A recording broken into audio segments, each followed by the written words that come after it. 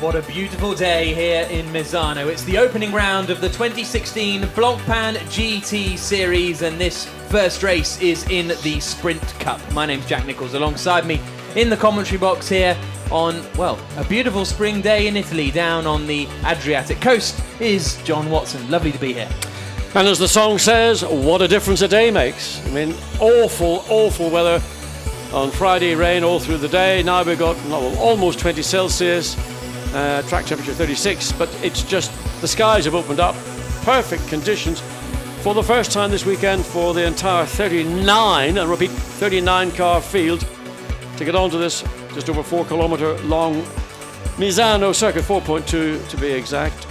And looking forward to seeing how all the competitors are going to deal with the volume of traffic, and that's what it's all about, managing the traffic on this circuit. 16 corners.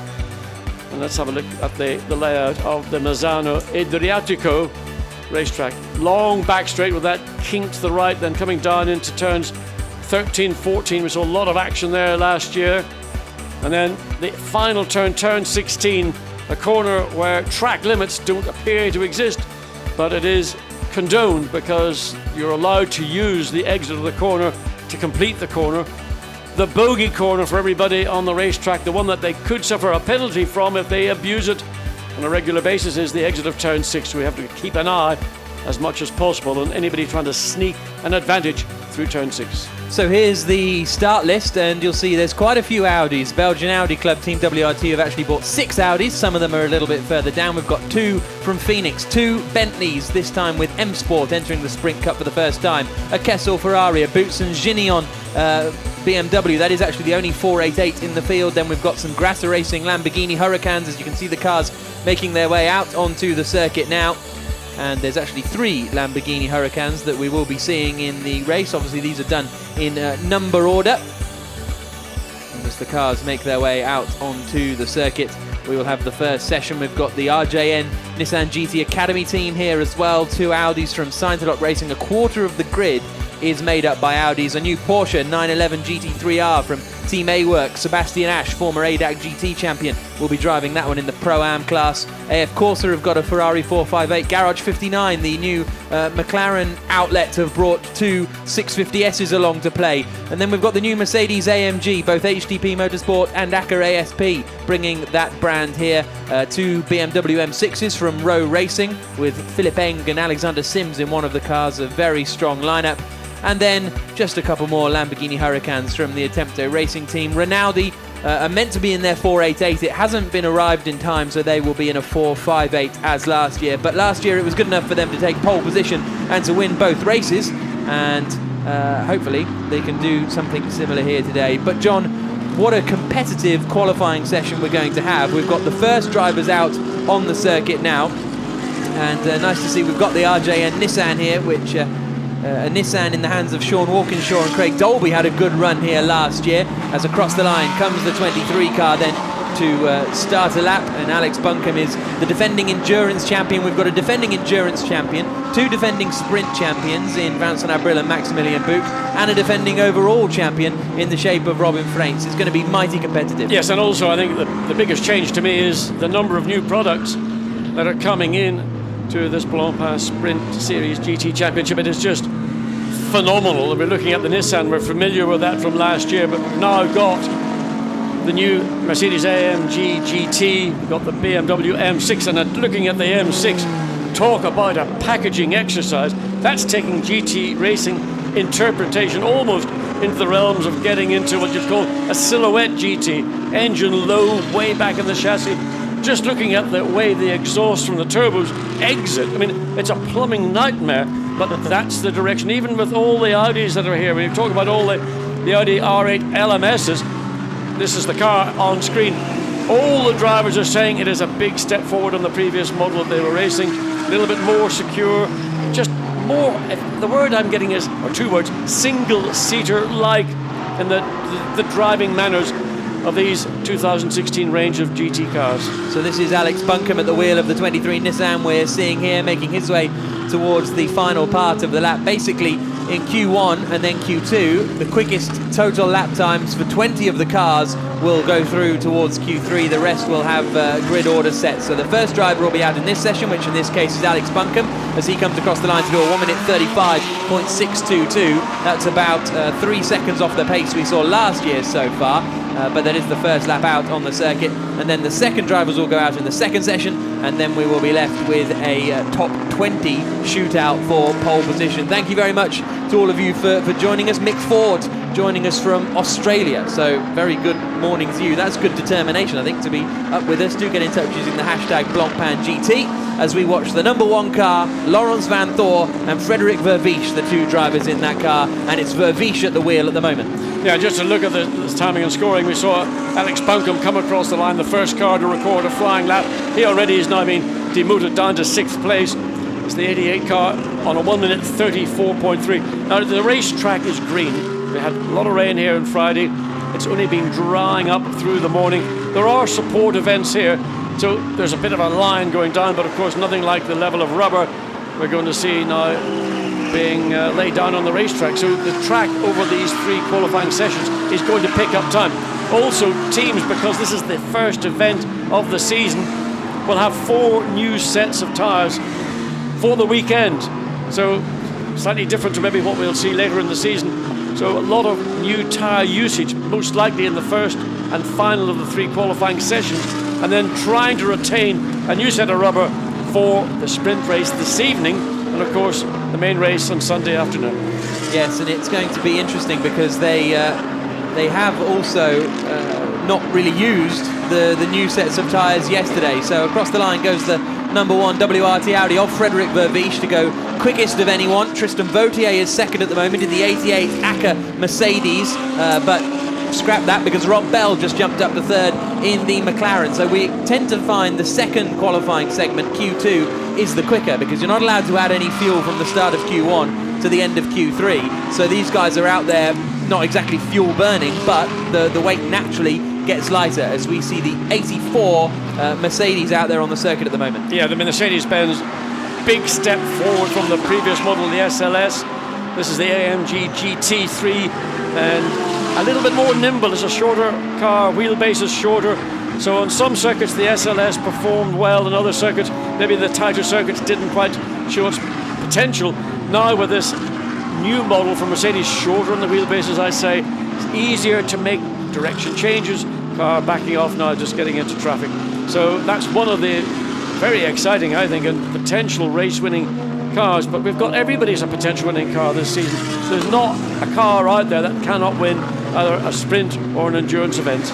So Frederik Vervisch, the quickest man at the moment. There is the 19 Lamborghini, the Grasser Racing entry, as it makes its way down towards the right-hander. That is the car that is shared by Lukas Stoltz. As he makes his way through the right-hander, Stoltz and Beretta at the wheel of that 19 Lamborghini.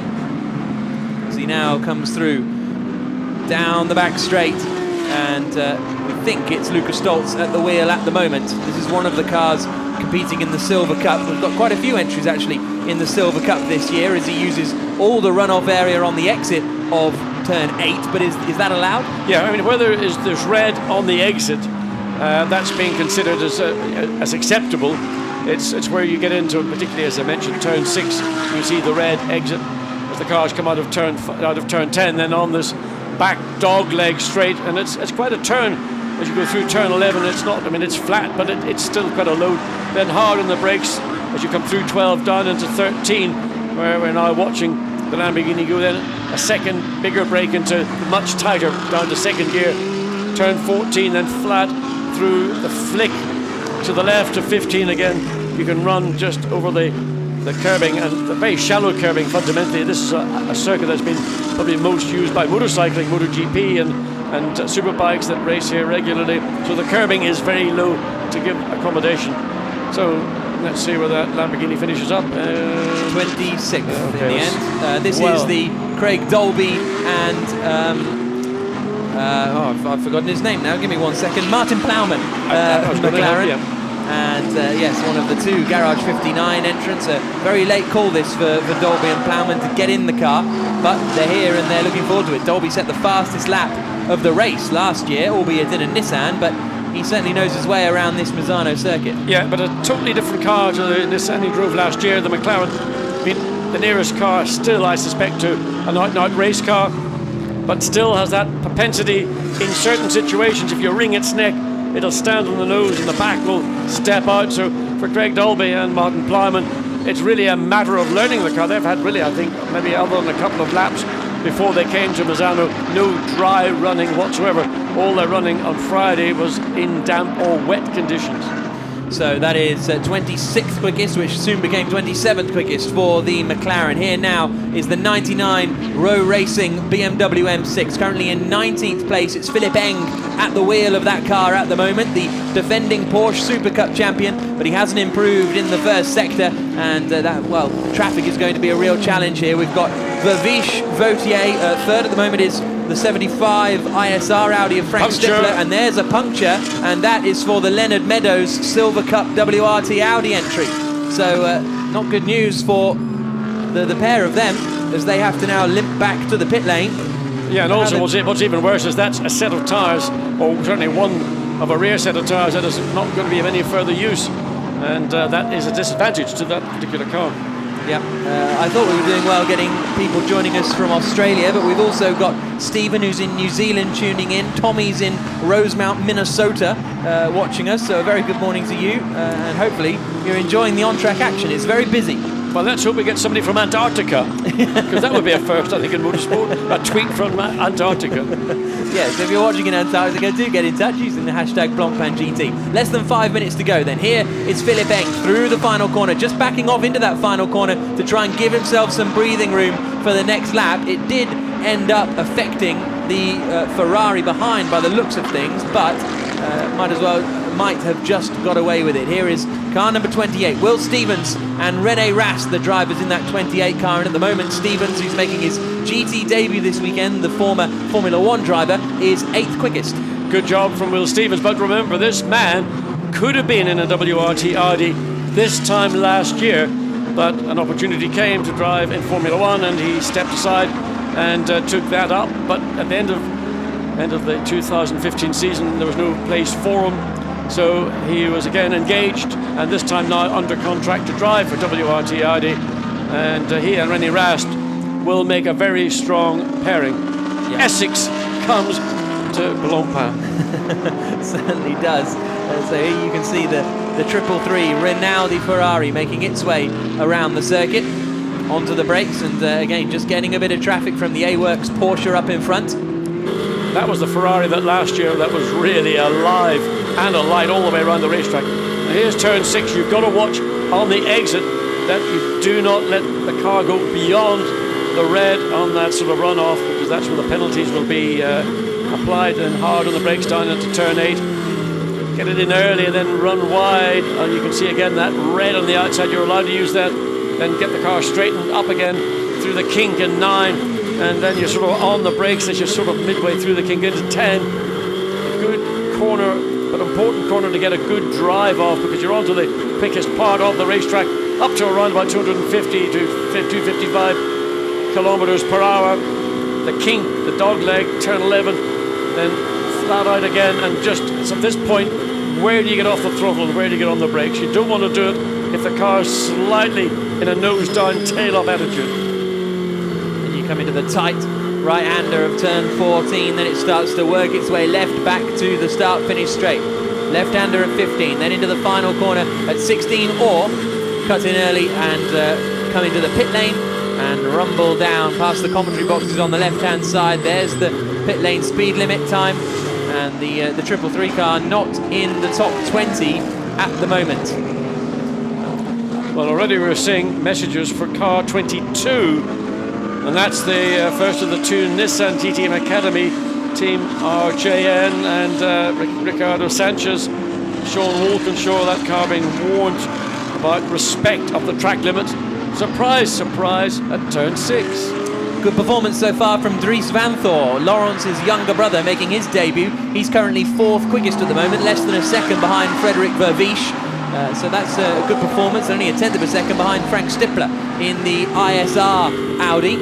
Who else have we got out in the top 10 that's impressive? In 6th place, we've got the 90 AF Corsa Ferrari, which is being driven by Perez Companc at the moment, and he is up there in 6th place ahead of Mike Parisi, who's 7th quickest. Will Stevens still in the top 10 as we're on board with the number 7 Bentley, trying to back off to find a little bit of space. It's Vanson. Oh, and in the gravel there is the 74 car, and that ISR of Marlon Stockinger has found its way into the gravel bed, and well, that's going to be session over. He's not going to get that one going, and that may actually conclude the session full stop with only a minute to go. No one really is going to be able to improve. That's on the run down through 12 and 13. Lost it quite early then, hasn't he? Well, I think it's the usual story. You're coming off the throttle, hitting the brakes, and the car gets unloaded, all the weight goes to the outside front, and the back starts to pivot, and once it's gone, well, that's where you're going to end up. The red flag has been shown. The session has been concluded with only 40 seconds or so remaining, so session 1 is over.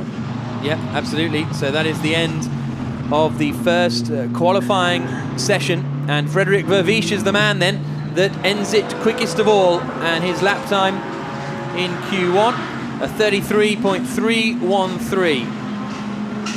So that is good work from Frederick Vervisch. Tristan Vautier, 2nd quickest in the 88 ACA Mercedes, and that is a very, very strong pairing who are going to be joining that, but now you can see them getting towed out. The session will not resume, and the session is over, so tough luck there, but Vervisch the man who is quickest. And well, John, he came in at the final round in Zandvoort last year to fill in for Laurens Vanthoor, did a superb job, and now here he is in the number 1 car, and there we go, he's already backwards. Yeah, he had lost it in that little kink, just sort of, what is it, 12, and it's a balance as to where you brake, whether you do it progressively and gently, or you do it rather aggressively, and in consequence you lose the back of the car before you even get to the apex of turn 13. I mean, I think the most impressive run of all that was Dries Vanthoor in 4th place, 17 years old. Let me just tell you a story about Dries Vanthoor. The authorities here were unsatisfied with his, how can you say, the approval of being allowed to race. So his dad had to come down from Belgium to sign an authority to say he was allowed to compete this weekend. 17-year-old. And the other story about Dries Vanthoor, I think that's very interesting, is that he did a series last year, I think Formula Renault, given support by the Royal Belgium Automobile Club. At the end of last season, they decided, let's go GT racing. Our future's there. And the Belgian Audi Club have ended quickest of anyone. Frederick Vervisch setting the time. Laurens Vanthoor will be in the car later on. Tristan Vautier, 2nd quickest. Frank Stippler, 3rd in that ISR Audi. Dries Vanthoor, who we were just talking about, 4th. Dominic Baumann, 5th quickest in that HTP Mercedes. Raffaele Giammaria ending 6th quickest. Then we've got the Mike Parisi, Christopher Haas ISR gang. The first of the McLarens in 8th. Within the hands of Rob Bell. The first Lamborghini in 9th in the hands of Mirko Bortolotti. Will Stevens completing the top 10. Good run from Niki Melnov actually to be 11th quickest. Clem Schmidt and Jasmine Jafar, another of the 3 HTP Mercedes entries, then completing the top 12. And who else have we got to watch out for down here? 13th for Vincent Abril.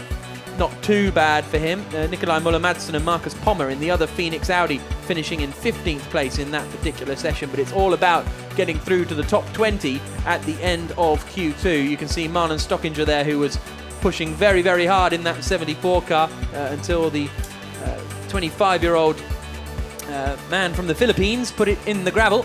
Stefan Rossina and Jeroen Bleekemolen completing the top 20. And these results go on a little bit, don't they? Michael Borisevsky finishing in 25th place. Only 26th for Marco Seefried in the 333 Rinaldi Ferrari 458. So that's an interesting one to watch out for. Maxime Soule, only 27th quickest in the 2nd of the M Sport Bentleys. We've got Plowman and Dolby there down in 31st place. Davide Valsecchi, haven't even mentioned him, but he and Jack Faller are partnering each other in an Attempto Racing Lamborghini in the Pro-Am class. And the slowest of anyone in the cars that didn't really seem to get a lap in, because to be 7.8 seconds off the pace, it's Didi Gonzalez, who's a last-minute replacement in that Porsche. It was due to be Ulrich in that car, but it's now Didi Gonzalez. So that's the runners, but we tend to see the overall quickest times coming in Q2. We had some side-by-side action between some Lamborghinis out on circuit, but again, John, we bring a massive grid, but WRT, car number 1, is the quickest. Well, I suspect that WRT, the most organised team in the pit lane, but everybody is upping their game. WRT, I believe, did have a test here prior to the season start, which will have given them a big advantage because the running yesterday, as we mentioned, was in either wet or semi-wet, damp conditions. There's the problem that we saw from Stuart Leonard there, the final. Well, that was the reason why the session came to an end, a red flag down at turn 13. And it's spin at the final corner as well. That's the first time we saw that one. I think that might have been Philippe Albuquerque at the wheel of that number 3 car that he is sharing with Rodrigo Baptista. Actually, no, that would have been Baptista, wouldn't it, having the spin. The 19-year-old Brazilian. A lot of youngsters choosing GTs, John, as a way to go quite early in their career now. Well, I think they're having to make judgments, and part of that judgment is, first of all, have we got the funding, or can we get the funding to follow a career in single-seater racing? Temperatures dropped, ambience come down a little bit. Track temperature just under 25. Looks a bit threatening, doesn't it? The humidity is 67, 66%, so there is a bit of cloud forming. Now that could be more of a problem later this evening when we have the sprint race. I don't think it's going to come into play in qualifying, but everybody will have to be aware that the weather has been changeable. It was glorious the start of that first qualifying session, but it has just bit by bit clouded over.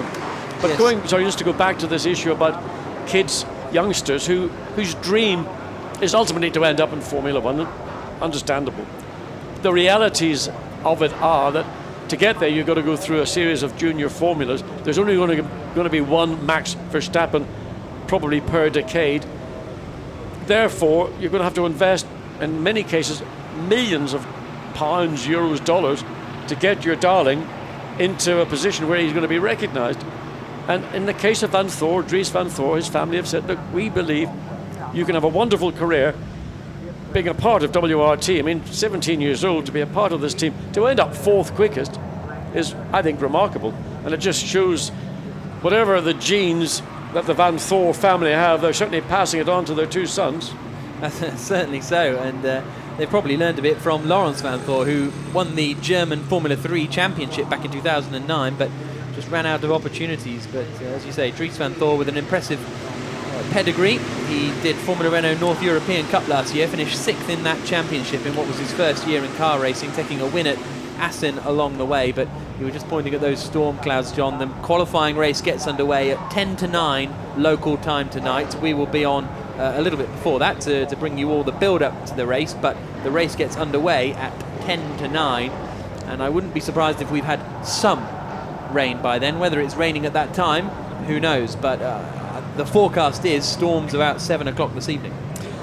Yes, it's a unexpected or maybe unwelcome mix, because I don't think we've ever seen a grid of GT cars as large as we have here this weekend, and for all 38 cars to make a clean start, bearing in mind it will be a rolling start, I imagine that there'll still be some of the back of the grid, let's call them tail enders, back of the grid coming round turn 6, round 16, when the lights go out on the main start-finish gantry.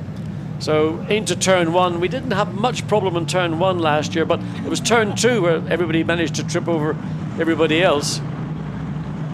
So Q2 gets underway then here in Misano, and this is where they stick the fast drivers in the cars, because at the moment these cars are the lightest that they have been, and it's René Rast, the first man out onto the circuit for the WRT Audi team. They get to the end of the pit limiter and then unleash the cars out onto the circuit. No longer do they have to travel at just 50 kilometers an hour. They can start to stretch their legs, trying to get some space, but this is where we see our big hitters, the likes of Laurence Van Thor, the likes of Marcus Winkelhock, the likes of Stephen Kane, René Rast, Christopher Mies. The list will go on, and I won't do the full list because we could be here for quite some time. Maxi Book. Happy to be back in a Mercedes. Yeah, I can imagine. Maxime Martin as well is here in the Pro-Am class. So he, although he won't be in contention for sort of race victories in the Boots and Gignon BMW. He's partnering it with Henkeler.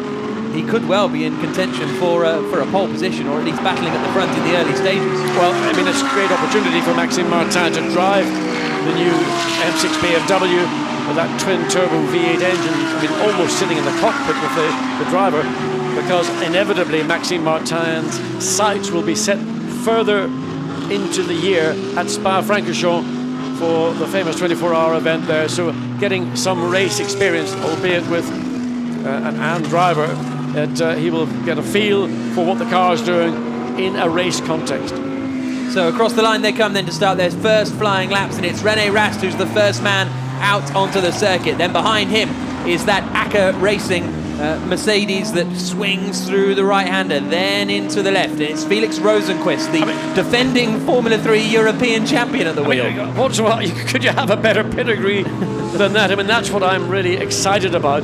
Aside from seeing some incredible GT cars, is the quality of the professional drivers, whether they are at the age of Felix Rosenqvist or even younger, going all the way down to, we've been banging the drum about Dries Van Thor, but lots of young guys who never in their imaginations ever felt that this is something they would be able to be a part of, delighted to join in GT cars that are evolving more by the season than, you know, I call them almost now silhouette GT cars. They're not really meant to be that, but that's engineering evolution. Well, Stefan Racina was saying he's racing the Lamborghini Huracan. He's had a couple of years off after a brief retirement, and he used to race the Lamborghini Gallardo. Only sort of, I think it was 2012, he and Peter Cox won a race in FIA GT1 in Zolder, and he said even since 2012, they're different cars now. They're so much more improved, even though fundamentally they're all still GT3 cars. They are GT3 cars, but the engineering has just drawn them closer to turn the wheel and the car follows the wheel, whereas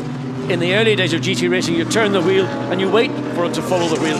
So they're becoming much more sophisticated. I mean, just on the suspension side alone, the damping that they're using, much more sophisticated than you might in the normal GT3 car that you might, as I happened to do the other day. We'll not talk about that. You know, they're just really sophisticated race cars now. So down into the right-hander comes the 85 HTP Mercedes, and that is the Clem Schmidt Jasmine Jafar entry. And at the moment in the 85 car, it is Jasmine Jafar, the former British Formula 3 racer, that is out there. Finished second in British Formula 3 back in 2012 to Jack Harvey, I think, in that season. And Jafar at the wheel of that 85 HTP Mercedes that's making its way down towards the long sequence of turns 9 and turns 10. Good morning to Cameron as well, who's joining us from New Zealand. People from all over the world tuning in and being very excited about what has to be the most competitive GT field in the world. Well, car 58 and car 88 have both been given warnings about exceeding track limits, surprisingly, at turn 6. So fastest lap so far, Christopher Ramis, 134.1, and that's what's 0.7 of a second slower than Frederic Verviche achieved in Q1. So this is the problem. You're on an out lap and in lap, you're going to have to drive almost looking backwards to ensure that you're not impeding a car that's on a flying lap. Yep. So the two Nissans out in tandem. Sean Walkinshaw in the number 22. So let's keep an eye and see where that car 23 is the sister car. It was in 15th place, dropped down to 16. Sean Walkinshaw was 18th. Now he's been bumped down to 20th. So literally cars, as they come across the start-finish line to complete their first or their second flying laps, are superseding those that are just ahead. So we were just seeing a look at the Phoenix Audi of Marcus Finkelhock a couple of moments ago. We've got a very good lap coming in from Alvaro Parent. This is the 59 McLaren, which is at the moment in the hands of Craig Dolby, but the sister car, which is now coming towards the final corner, is going to be looking very quick in the hands of Alvaro Parent. There you can see it moving a lot as he came through the left-hander of 15. Personal bests in sectors 1 and 2, using all the road on the exit. What's this lap time going to be for Alvaro Parent? Across the line he comes, and it's quickest, a 1 minute 33.6. Still 0.3 of a second slower than Frederik Vervies's run in the first part of qualifying, though. But still, a good lap, and it shows McLaren are there or thereabouts. Yeah, and Alvaro Barret had to deal with traffic towards the tail of the lap, and that can account for maybe a couple or 0.3 of a second, with 38 cars or 39 cars potentially on the circuit at one time. Just finding a clear lap is more about luck than judgment.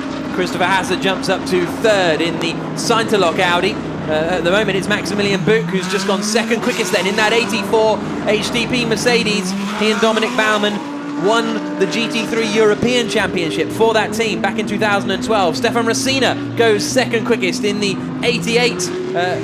No, sorry, that's Felix Rosenquist. My apologies. Felix Rosenquist goes second quickest in the ACA ASP Mercedes. Great lap from Rosenquist. We've got the top 7 covered by half a second at the moment. And here now is the 99 car in the hands of Alexander Sims, the Rowe Racing BMW, in the hands of the man who is a BMW factory driver.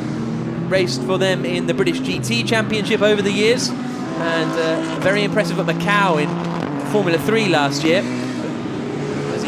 Personal best in Sector 1 though at 24.7, 0.3 slower than Alvaro Parent managed in that first sector. Of course, what we do see over the course of the year is that different circuits suit different tracks, different cars. Yeah, I mean, this is a circuit that's got to suit fundamentally the slightly smaller, more nimble cars, and in that you've got to sort of say, I mean, McLaren obviously ticks that box, the Audi likewise, things like the Bentley, the Nissan, maybe the Mercedes and the BMW are physically larger cars in every sense. You know, they're longer, wider, a bigger frontal area.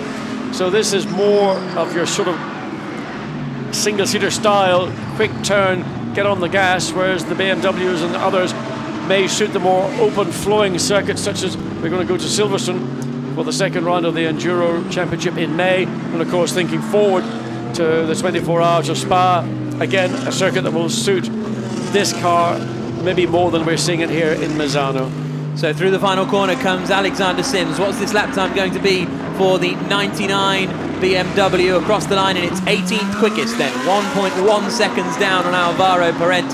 The top 14 cars are covered by a second at the moment. This is going to be incredibly tight in qualifying now, let alone later on. As all big twitch into turn 1 then for Christopher Mies. Gets it stopped though in time. Yes, he did. I mean, that was a late break and trying to get the car turned at the same time. And that's ultimately one of the areas of the Audi you've got to be aware of.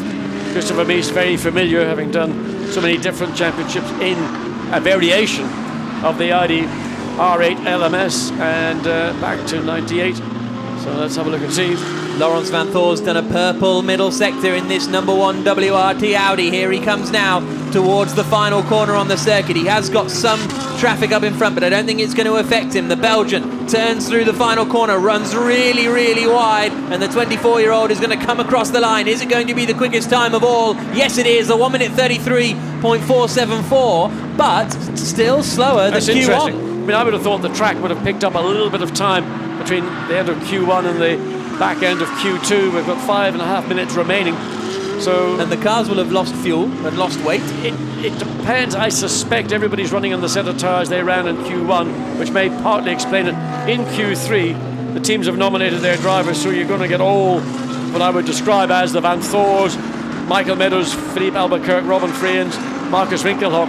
They will probably run a new set of tyres because they've all got 4 new sets of tyres for this weekend, and then they'll keep back 2 further sets for tonight, assuming it's dry, and for tomorrow, assuming it's dry as well. Jasmine Jafar then currently 12th quickest. The 23-year-old Malaysian, you can see he's 12th quickest by the panel on the top of the windscreen. As you look at it, it's the panel up at the top left is showing the current position of the cars, which is very useful in these qualifying sessions, I must say. Saves me trying to scan through 39 cars on a timing screen. I can just say the 28 car at the moment is 24th in the hands of René Rast, which, well, he's done personal bests in sectors 1 and 2, so let's see what Rast can do now as he comes towards the final corner. 3-time Porsche Super Cup champion exits the final turn, and what are we going to see from René Rast? It was neat and tidy. Is it enough to move him up the order? It's enough for 5th place. Good lap from Rast. Yeah, basically this segment of qualifying has been dominated by the Audis. McLaren caught in second place. And then it's Rosenquist and Maximilian Buch in the two brand new AMG GT Mercedes-Benz. And there is Buch as he comes across the line, a little flick of the tail. He really had, Max Buch has had a big smile, still in fourth place, didn't make any improvement, but a big smile on his face when I spoke to him yesterday. I think as much as he enjoyed his Bentley experience and great car, and Vincent Abril made a very good pairing, but he's content to be back in the team that gave him that championship back in 2014. Yes, absolutely, as we're on board with the 23 Nissan, which at the moment is in the hands of Takaboshi. Coming now towards the final corner, currently down in 29th place. And he comes through now, only 23 years old, Takaboshi, but he's raced in Japanese F3, finished third in the championship there, was racing in Super GT last year, and he remains in 26th place despite that big build-up as the two M Sport Bentleys now come towards the final corner. Felix Rosenquist has done a purple in the first sector, a personal best in the middle sector, so we'll keep an eye out on that one as here comes Stephen Kane across the line in the number 7 M Sport Bentley, and he goes 24th quickest. 24th? I mean, you put Wunderkind, Stephen Kane into the Bentley and it just lights up the racetrack. Well, again, it's a physically large car and they certainly have not found the sweet spot. And remember, of course, the Bentley, the factory Bentley team M Sport didn't race here last year. It was the WHT Motorsport team that ran the Bentleys in sprint. Felix Rosenquist, we just saw him coming into turn 1, having gone quickest, 1 minute 33.312 in the ACA Mercedes, still slightly slower than Q1. Here is Rosenquist. Robin Freitz is now second quickest. Max Buch in the HDP Mercedes is third quickest. Lawrence Van Thor has been shuffled down to fourth, and he is in the pits, so that'll be the last attempt from Lawrence Van Thor to get through into the next part of qualifying. Then we've got René Rast in 5th, Alvaro Parent in 6th. Michael Meadows is up in 7th place at the moment. Really good lap for him. He's a silver-ranked driver, mixing it with the golds and the platinums. And as it stands, that's pole in the Silver Cup, which is a competition within the pro class for 2 silver-ranked drivers. And I think that performance, Michael Meadows 7th on a 133.7, is really indicative of what the performance and the competition of British GT racing is. Because effectively, that's where Michael Meadows has done most of his racing, either in Porsche Super Cup or in GT racing in the UK. And a good, strong performance. He'll be happy. In fact, he'll be delighted with that. There's still a minute and just under 20 seconds of this session remaining. But to be only 3/10 off Robin Freitz, your WRT teammate, is very impressive. Meadows, 2-time Porsche Carrera Cup champion in Great Britain. Who else have we got looking quick at the moment? It's personal bests so far around this lap for Philippe Albuquerque, and he is currently 17th quickest, so this could see him jump up into the top 10. We've now got 18 cars covered by 9/10 of a second. 18 cars covered by 9/10 of a second. I wish it was more competitive, but I'm really impressed. Felix Rosenquist in the Mercedes, fastest overall by, a 1/10 of a second or so. But first race, he's obviously driven the car, he's had time in the car, but nevertheless, that is a strong performance. Again, it's an indicative trend I think we're going to see more and more and more of as the season progresses, with younger guys coming into GT racing. And some of the more established drivers who've always had a career in GT racing might be looking over their shoulder and thinking, and there is a problem. Oh yes. Number 87. So a Mercedes, that is Morgan Moulin-Trafort. No, actually, I think that's the running clock. Schneider. This is I think that's Jasmine. It's Jasmine Jafar that's come to a stop there. I think here's Bernd Schneider now coming through the final corner. I think it's Jasmine Jafar that was the Mercedes that has come to a halt on the circuit. Across the line comes the 86 car and goes 14th quickest now for Bernd Schneider. Not bad for a senior citizen. Absolutely not. So the checker flag is out. Is that a left rear problem for the Audi coming in? It's hard to tell. Looked slightly down on the left rear, but it's irrelevant. He's in the pit lane. Checkered flag is out. So we can finish your lap. So finish your time. Yes, absolutely. But we haven't actually got anyone who's on a quick lap at the moment, especially with that yellow flag out for the Jasmine Jafar Mercedes in that final sector. Looked like a mechanical problem rather than anything else, which will be a concern for anyone who's just gone out and bought a new Merc. Well, we don't know what the reason is, but it did look like there was something coming from under the bonnet area, whether that was it could be quite simply as a hose splitting, or maybe it could be something slightly more serious, but whether the car will be able to get back to the pits and be looked at by the team and ready to get out into this final qualifying segment, which of course is only 10 minutes long, and it's only the top 20 that will take part. Absolutely. Jasmine Jafar at the moment 19th, so it's a combination of Q1 and Q2 times, so we'll have to wait and see whether that car would have got through. It's going to be on the bubble, but Felix Rosenqvist then ending that second session the quickest, but still not beating Frederick Verviche's, actually he did by 1,000th of a second. Verviche did a 33.313, Rosenqvist did a 33.312 in that last session. Just watching the Nissan coming back into the pits, they'll be disappointed.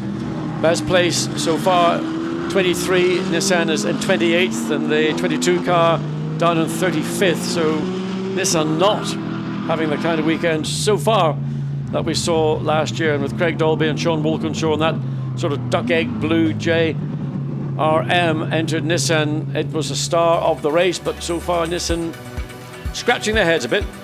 So this is just Q2 only, not the combined times, and it's Felix Rosenqvist who is the quickest man in that second session, and therefore the quickest man overall. Second place for Robin Freins, third was Maximilian Buch, fourth for Laurence Van Thor. Very good lap time actually from Morgan Moulin-Trafort, the Frenchman who's partnering Jean-Luc Bobelic in the Pro-Am ACA Motorsport Mercedes, but he's fifth quickest, so that's a very good effort.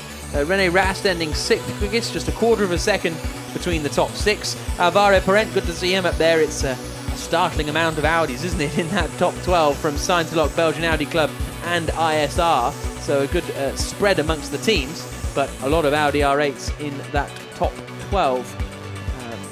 Then we'll have to wait and see when we get official confirmation of who the cars are that will be going through to the pole position shootout in well, just about 5 minutes time from now. You can see a little bit further down then, who do we see struggle in that one? The 6 Phoenix Audi of Marcus Winkelhock didn't get the best lap, 15th place. They're going to be on the bubble. Rinaldi, will they be able to make it through to the final pole shootout? We will have to wait and see. Then the first of the Lamborghini Hurricanes is the 19 car, which is that of Michele Beretta. That's an impressive time because they're entering the Silver Cup.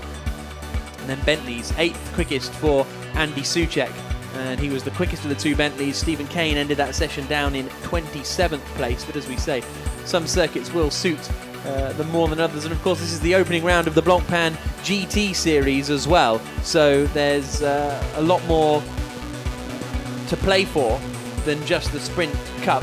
You've got the Endurance Cup as well, and combined they'll create the overall GT Series. And when we get to Silverstone and when we get to Monza and when we get to Spa, the Bentleys will be looking strong.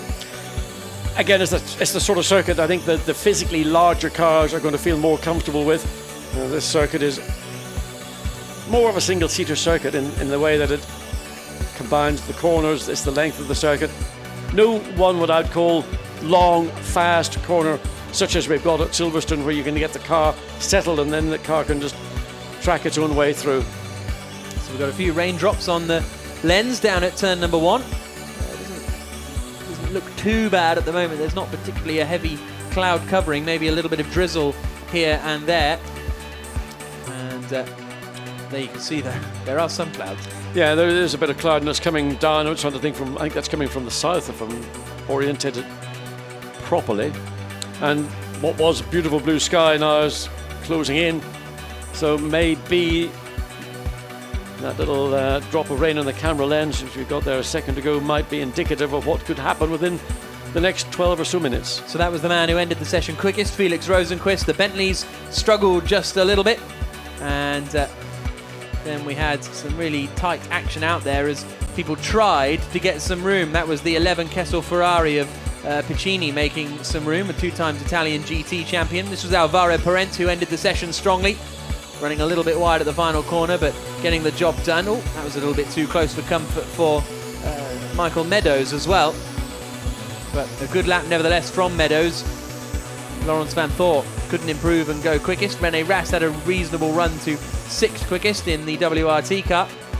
Alexander Sims, lock up there from, that was the 98 car actually, so that was in the hands of Nick Katzberg. Unusual to see a GT3 car lock up like that. They'll be looking at that when the car gets back to the garage, and that was some smoke coming out of the side of Jasmine Jafar's HTP Mercedes. Not ideal, that. No, that to me maybe looked more like a brake issue, that maybe something had happened with one of the discs or one of the pads. More blue looking than I don't think it was an engine, but we'll have to wait and see once the car is brought back to the pits if it was a quick fix or whether it might be something more serious. Wind direction just got all the information. It's coming from the northeast. Where the rain's coming from, I have no idea, but I assume it's going to be somewhat similar. Track temperature 21.1, air temperature 17.2, humidity increasing, it's just under 70%, so that does give us an indication that there is a bit of rain on the way. We've got 1 minute and 10 seconds until the final pole position session begins, as the cars are now making their way out. So these are the cars that have made it through to Q3. You've got Tristan Vautier and Felix Rosenquist's car. They ended the session quickest. Then it'll be Lawrence Van Thor out there as well with Robin Freins. Max Buch and Dominic Baumann through to Q3. Jean-Luc Bobelic and Morgan Moulin-Trafford. Great work from them. René Rast will be going out for the number 6 car. Before the race, they have to nominate who it will be, and we have a list of who the drivers are that are going to be out onto the circuit, and we'll just keep through towards the top 20. Then the 3 car getting through. The 333 Rinaldi did make it onto the final qualifying group, as did Bernd Schneider. It'll be Norbert Siedler starting that 333 car. Franck Pereira getting that 74 ISR car through as well. And Marcus Pommer and Nikolai Moller-Madsen doing a good job to get into the top 20. So no, neither of the M Sport Bentleys through to Q3, but a lot of Audis, some Lamborghinis, some Mercedes. This is going to be a very tight battle, John. Well, we've got 10 minutes, and I would imagine everybody will be coming out at the earliest opportunity, and I would imagine they will be on a new set of tyres, because that's where your time will come. Your first flying lap, if you get a clear lap, ought to be your best lap.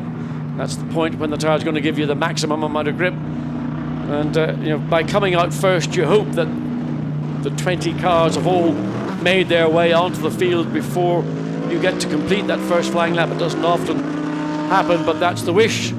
So everybody makes their way down at 50 kilometers per hour to the pit lane exit. One Bentley has certainly got through. That's the So there is a Bentley. My apologies. So that must have been the first lap set by Maxime Soulet that has seen that car go through to the next session. We've got 9 minutes and 10 seconds to go. Then in Q3, as they head out onto the track for this final qualifying run. Well, people trying to get temperature into the tyre. Remember, these tyres, there's no rain. Look, wipers going on the Audi as they come down into turn 8. So it's not raining as such, but there must be raindrops around, and that was just a way of giving a little bit more clear vision. But there is the signal that if you don't get it done in your first flying lap, you may not get another opportunity. 8.5 minutes only remaining. So by the time the cars come back onto start-finish straight, most likely they'll be just under the 8 minutes. So they'll get one flying lap, maybe 2 at best. And if they want to go into the pits, they're probably going to see the end of their session. Yeah, it certainly looks that way. So it's not going to be... these tyres can do 2 or 3 flying laps before they really start to lose their time. With the weight loss from the fuel and the tyre degradation, the first flying lap, the second flying lap are about similar, but rain, windscreen wipers are heading on Felix Rosenquist's car, that 88 Acker ASP Mercedes. Wow, this could get slippery. Well, he's got this lap to get it done, because if he's got the wipers on, his are working consistently. I don't know if anybody else behind has decided to run their wipers, but Felix Rosenquist knows what he's got to do. He's got a clear track ahead of him, and he's got to make the best of it, because this could be a pole position on his debut. Absolutely, what a performance that would be from Rosenquist, the 2 times Macau Grand Prix winner. Then you've got Marcus Pommer behind in the 88 car, and here is Rosenquist coming through the right-hander. Sorry, it's the number 5 car for Marcus Pommer behind, the orange Phoenix Racing machine. He's a Formula 3 race winner, so these two, Rosenquist and Pommer, battled it out in Formula 3 last season. And let's see what Rosenqvist has got.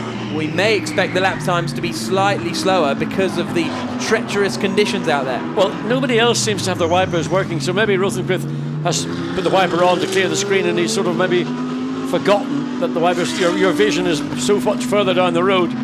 He's not really looking at what's happening directly in front of him, but he comes up into the final corner to complete his flying lap. Here comes Rosenqvist then, across the line in the 88 ACA Mercedes. What's the lap time going to be? A 1 minute 33.770. That's reasonable. Marcus Pommer goes 0.4 of a second slower, but Marcus Winkelhock has been on a good lap as he exits the final corner in the Phoenix Audi. What's it going to be for Winkelhock? Robin Freins goes quickest of all on a 33.5. Winkelhock goes second quickest. Alvaro, this is the guy to watch. Alvaro Parent, fastest in that middle sector, so gets a good exit out of turn 16. Across the line comes Alvaro Parent in the McLaren 650S. Is it good enough for quickest? Yes, it is. 1 minute 33.475. Next up, Maximilian Buch, defending Sprint Series champion, now racing this season in the Sprint Cup and the overall GT Series. Still with HTP, back with Mercedes. Norbert Siedler's gone second quickest in the 333 Rinaldi Ferrari. Across the line comes Maximilian Buch. Are we going to see a good lap from him? It's fifth. But this man, Laurens van Thor, best middle sector of anyone, even though he was 0.4 down in sector 1. So this is there or thereabouts for Laurens van Thor as he slides out of the penultimate corner. Magic out of turn 15, a full four-wheel drift. And again, that's because there is a small amount of moisture in the track, just took a little bit away from the Audi. He goes quickest, 33.262. That is the quickest lap of the day to date, of the weekend. 0.2 of a second quicker than Alvaro Parent. Now then, here comes the number 3 Audi towards the final corner. Philippe Albuquerque at the wheel, but I don't think he's had a particularly... This is his out lap, so no need to get excited about that one as he comes across the line. So at the moment it's Van Thor, Parent, Siedler, Freins, Winkelhock, Buch, Rosenqvist, the top 7. And here is the Bentley out there, which is, well, 6th quickest at the moment, according to the 8 car, but the 8 car isn't appearing on the timing screen, so we're just having a little bit of trouble locating that for you as he comes across the line. Can't really tell you where Maxime Soulet is because he's not appearing on the screens at the moment. 4.5 minutes to go in Q3, and as it stands, Laurens van Thor would be on pole position, but not for much longer because across the line comes the 74 ISR Audi, and Franck Pereira, the 32-year-old Frenchman, has gone quickest of anyone now. And where did that one come from? We weren't even following him on screen. And Christopher Hasse has got personal bests in sectors 1 and 2 as he now comes through into the left-hander. What's this going to be for Christopher Hasse? Former GT3 European champion. Across the line, can he get into the mix? No, he can't. 12th for the Audi, the Sainteloc Audi. But 12th, he's only 3/4 of a second away from Frank Pereira's times. I mean, it's so close, less than a second, 3/4 of a second between the top 12. The top 3 covered by 0.08 of a second at the moment. Franck Pereira, Laurens van Thor and Alvaro Parent. 3 different cars as well. 2 Audis and a McLaren, but then you've got the Ferrari of Norbert Siedler, not too far behind either. We've got a few spots of rain on our commentary box window now as well. It's still not really enough to make too much of a drama. There is Franck Pereira. Fantastic lap from him. He has had a pole position before at Silverstone in the Blancpain Endurance Series a couple of years ago in a Porsche, but this is his first appearance in the Sprint Cup. Well, he's gone into the pits, he's done his afternoon's work, and the track conditions marginally worse towards the end of the straight. That's where it seems that the weather is a little bit more tricky. No, he stayed out. I thought he might have, maybe he's going in a very late cut to go back into the pits. So provisional pole sitter with just under 3 minutes remaining is back into the pits, and it's unlikely that time, 1 minute 33.199, will be challenged. We'll have to see if Pereira goes back out on a new set of tyres potentially, because he's got enough time to get back out there. Yeah, but why would he? I mean, he's going to have to go out and do an out lap to go on to a single flying lap. I would keep the tyres. I mean, okay, Laurens van Thor currently second quickest, 0.06 of a second behind. But look at the rain. That's why I wouldn't be fussed about going out. Yeah, you can see the lines being drawn down the straight as the rain comes down here then, and that will effectively end this qualifying session, I would have thought. We'll keep an eye out on the lap times just in case that changes, but it looks as though that is going to be the end of this qualifying session, and Franck Pereira for the ISR Audi team, who have been in the Sprint Cup for the last couple of years, never really had a very good run at all, quite frankly, but now they've got a pole position by the looks of things. I would say it's a done deal with track conditions, and you're not even seeing a small amount of spray coming off the front wheel of the Ferrari coming out of turn 6 through 7, then into the tighter 8, and is that the yes? That's the 488, the twin turbocharged Ferrari. And you can see loads more aero on it as well. That's the most noticeable difference on the bonnet, on the side over the wheels as well. A lot more aero devices than on the 458. Well, let's hope it makes a noise not dissimilar to what the 458 was. That 458 Ferrari engine was a screamer. There we see the oil flag, but that's really more, it's not an oil flag, it's an indication that it's a slippery surface.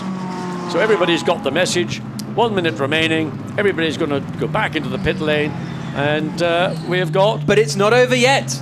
Why? Car 74, Franck Pereira, time cancelled for track limits, and that means Laurens Vanthoor is the man who will start on pole position for the qualifying race later on today. The WRT Audi driver, a 1 minute 33.262, and Franck Pereira, he will end up starting in 11th place. Such disappointment for the ISR team, and well they've been strict about track limits. Well, in fairness, the drivers were told in the driver briefing to observe track limits. We have noticed a number of drivers have been given warnings on their timing and scoring, but obviously in the case of Franck Pereira it was one time too many, and the penalty is he's gone from being the man. He is the man, he did a great job, he did a great time, but how much of that time was gained by excessive use of the exit of turn 6? And other drivers would say, well, you know, I know he could have made up 0.3 of a second because I tried it, and that's what it is. Yes, absolutely. They're cruel lot, drivers. You know, they don't give any of their competitors any slack at all. So that concludes the first qualifying session of the Blancpain GT Series season, and what a cracker it was. We didn't quite get the crescendo we were hoping for because of the rain that started to drizzle in towards the end of the session, but we have got a very entertaining grid lined up for the qualifying race, which is coming up later on today. 10 to 9 local time, the start of the qualifying race. It's a night race under the floodlights here in Misano. It was spectacular last year, and Laurens Vanthoor was the man who had a massive accident last year that knocked him out of contention for the final round in Zandvoort. That was because he had to start at the back of the grid thanks to an engine problem and carve his way through. But later on today, he's going to be starting at the front of the grid. And it is a Audi on pole, a McLaren second, a Ferrari third. So fantastic to see three brands in the top 3 positions. We've also got the top 15 cars covered by less than a second. Here are the results at the end of qualifying. The number 1 WRT Audi of Laurens Vanthoor will be starting on pole position. Then second, the McLaren 650S, Alvaro Perent. Great job from him to be just 0.15 of a second further back. Norbert Siedler and Marco Seifried, third quickest for them. Then fourth for Robin Freins in the next of the WRT Audis. Giacomo Piccini doing a good job to qualify 5th. That car is in Pro-Am, so they're going to be up there, and then Mikhail Broniszewski will take over, and it'll start to slip down the order a little, I would have thought. Marcus Winkelhock qualifying in 6th, Max Poot 7th. They'll be reasonably happy with that. I think HTP just ahead and out qualifying, in fact, the ACA Mercedes of Felix Rosenqvist. Then we've got Mike Parisi and Christopher Haas in 13th place there. Marcus Pommer in 14th. Philippe Salaquada in 15th spot. René Rast could only manage, it was actually Will Stevens who did that final Q3, and he could only manage 16th quickest ahead of Bernd Schneider. Rodrigo Baptista and Philippe Albuquerque completing the top 18. So that's how qualifying looked. After a very entertaining session, it looked as though Felix Rosenqvist was looking strong for a pole debut. He went quickest in the early stages but couldn't quite keep the momentum up. For a brief time, Franck Pereira in the 74 ISR Audi was the man who took pole position, but his lap time was deleted for exceeding track limits, and that was a real shame for them. Will Stevens couldn't quite get up to speed in the 28 WRT car. He still will start 16th, a second slower than Laurens Vanthoor, who ends the session quickest of anyone, because before anyone could have one more run, the rain came. And what a performance from Vanthoor, picking up where he left off in the Blancpain GT Series on pole position. So now, John, it's just a chance to look forward to the race. The qualifying session over in a flash, and now we've got a great race coming up. Yeah, a bit of race preparation, and mulling over what you've found out in these 3 effectively dry qualifying sessions. Whether it'll be dry this evening is another matter, and hopefully everybody will be well behaved when the lights go out just before 9 o'clock tonight. Yep, 10 to 9. Make sure you join us. The most competitive GT series in the world begins at 10 to 9 local time this evening. You don't want to miss it.